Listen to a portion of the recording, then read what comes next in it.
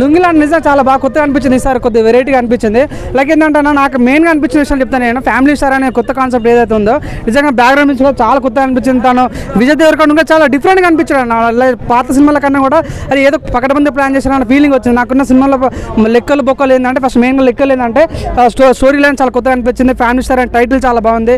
Hero కూడా చాలా కొత్తగా అనిపించాడు. బ్యాక్గ్రౌండ్ నుంచి చాలా కొత్తగా అనిపించింది. సో వీటి గురించి అనిపించింది. సో మెయిన్గా ఈసారి అన్న పర్ఫార్మెన్స్లో కొద్దిగా ఇంప్రూవ్మెంట్ అయ్యే ఛాన్స్ ఎక్కువ అనిపిస్తుంది. ఇది అనుకోవచ్చు.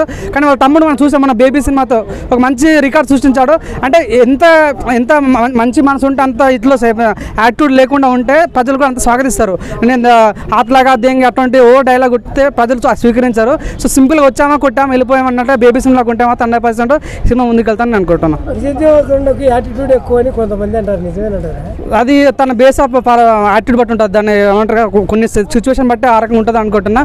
కానీ నిజంగా తన ఏదో మొన్న లైగర్ సినిమా వచ్చిందో కేవలం తన రకమైన యాటిట్యూడ్ వల్ల కొద్దిగా సినిమాకి మైనస్ అయిందని అనుకుంటున్నా.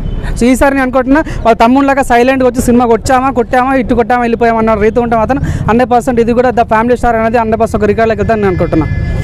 ఈ సినిమా విజయ్ దేవరకొండ కెరియర్లో ఏమన్నా బెస్ట్గా నిలబడే ఆప్షన్ ఉందా?